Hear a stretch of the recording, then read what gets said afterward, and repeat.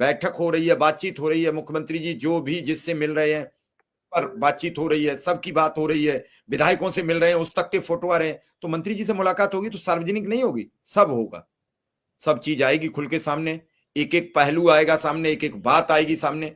बिल्कुल ये बात मान के चलिए, कोई चीज छुपी रह जाएगी विक्रम सिंह।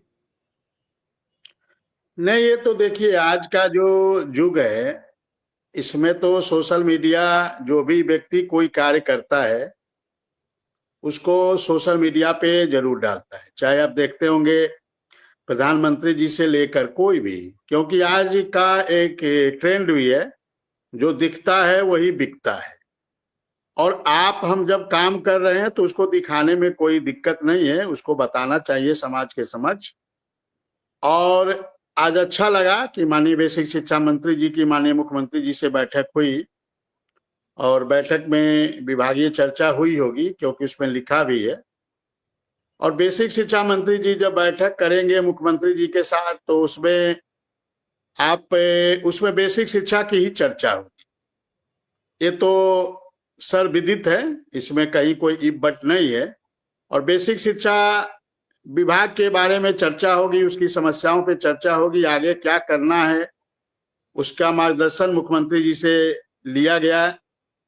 और अब हमें लगता है कि अब आगे जो भी, चूंकि अब परिणाम माने शासनादेश मतलब रिजल्ट, अब रिजल्ट की बेला है।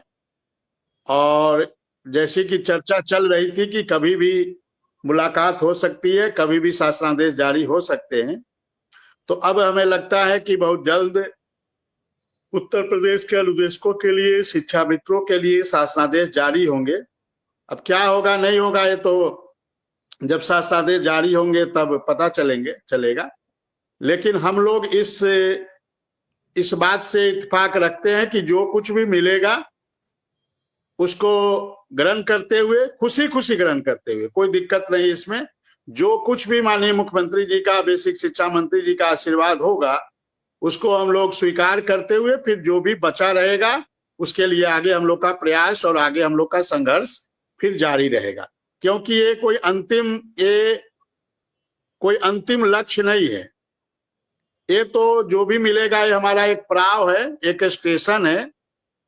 क्योंकि हमें नियमितीकरण रूपी स्टेशन पे जानी है, और नियमितीकरण रूपी स्टेशन पे जाने से पहले कई ऐसे स्टेशन आएंगे, हाल्ट आएंगे, स्टेशन आएंगे, जंक्शन आएंगे, जहां पे गाड़ी रुकेगी और जो कुछ भी वहां मिलेगा वो सब हम लोग लेते हुए नियमितीकरण रूपी स्टेशन की ओर हम लोग बढ़ने का कार्य करेंगे।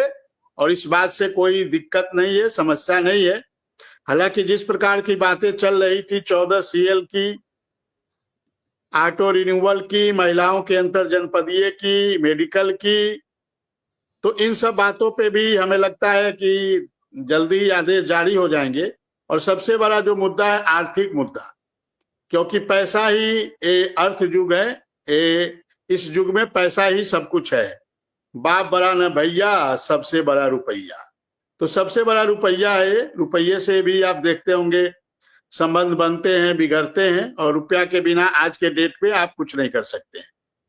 वो सब किताबी बातें हैं, बहुत सारी रह गई है। आज आपके पास पैसे नहीं है तो आपको अब 2-4 अपवाद छोड़ दीजिए तो कोई पूछने वाला नहीं है। आज दुनिया भी उसी को पूछती है जिसके पास पैसे होते हैं।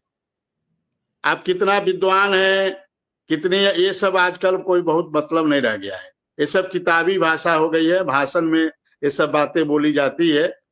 लेकिन यदि आपके पास पैसे नहीं है और आप पेट्रोल पंप पे जाकर खड़े हो जाएं तो आपके गाड़ी में कोई 100 रुपये का पेट्रोल भी नहीं डाले।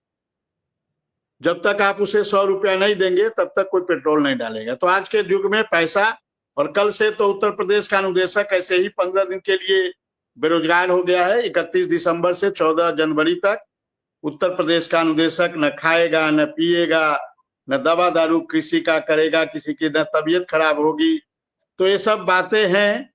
अब सरकार को इस पे उस दिन जब 19 दिसंबर को माननीय बेसिक शिक्षा मंत्री सुंदरम सर से वार्ता हो रही थी तो हमने इस बात को मजबूती से रखा था कि सर इस पे भी आपकी नजर इनायत हो और ये 12 महीने का मानदेय हम लोग को भी दिलाने का प्रयास करें। तो उन्होंने कहा किस किस विभाग में मिलता